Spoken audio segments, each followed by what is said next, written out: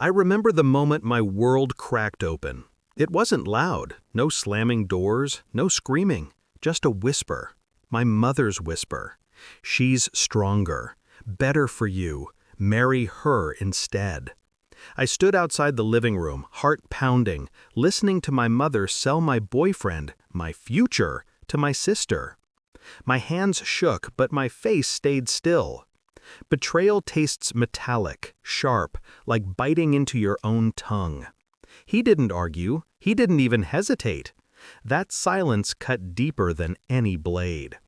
Once, he looked at me like I was the only star in his sky. He held me with promises, with dreams of building a life together. We had plans: small apartment, quiet mornings, coffee he'd make too sweet. I believed him. I believed us. But my mother never believed in me. To her, I was fragile, too quiet, too soft. My sister, louder, bolder, shinier, was her pride. And I was the shadow she wanted hidden. So she made her move, and he let her. I confronted no one. I packed my heart into silence and walked away. The signs were there before the whisper, the late replies, the busy weekends, the flicker of guilt in his eyes when he said her name too casually. I ignored it, because love makes you blind, and hope makes you stupid. When the truth burned through my denial, I didn't cry in front of them. I didn't beg. I didn't even fight. I smiled at the wedding invitation when it arrived in the mail. My mother's handwriting on the envelope. His name next to hers. I put the card down, and in that stillness, a new version of me was born. Revenge isn't fire. It isn't rage. It's ice.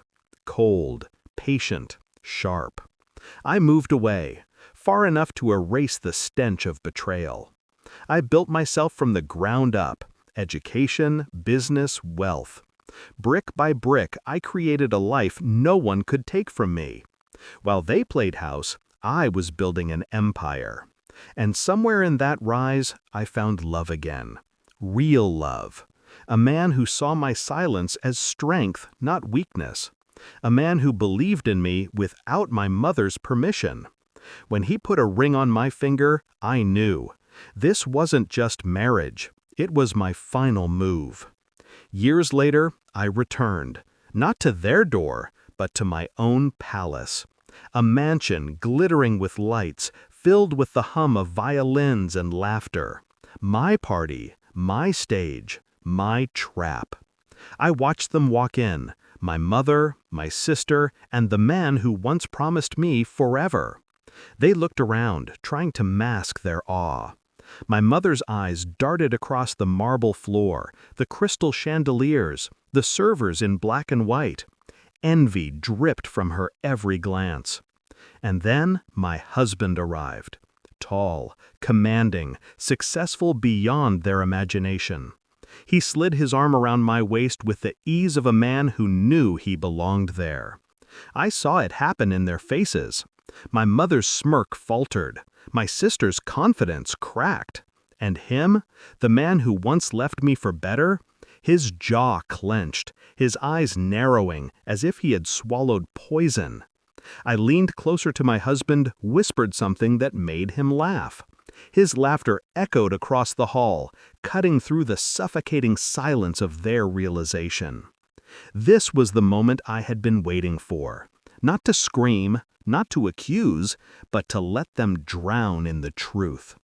They had bet against me. They had buried me. And now here I stood, untouchable, radiant, untamed. The climax wasn't loud. It was in the details. The way he couldn't look away from my diamond ring. The way my sister's smile strained when my husband kissed my hand. The way my mother's eyes filled, not with pride, but with regret. I didn't need to tell them anything. They understood. That the daughter they dismissed was the one who won. That the man they stole was nothing but a footnote. That the life they thought was theirs to control had slipped through their fingers. I excused myself, gliding past them.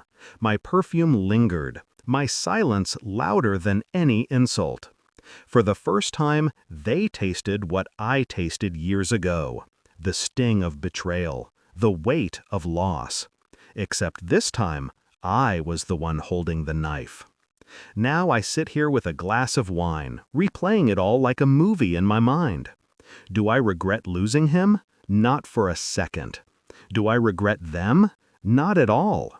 Because betrayal was the fire that forged me. And revenge? Revenge was the crown I placed on my own head. They taught me I was weak. They taught me I was replaceable. But tonight they learned, I am neither. I am stronger, better, untouchable. And the silence of their pale faces was the sweetest music I have ever heard.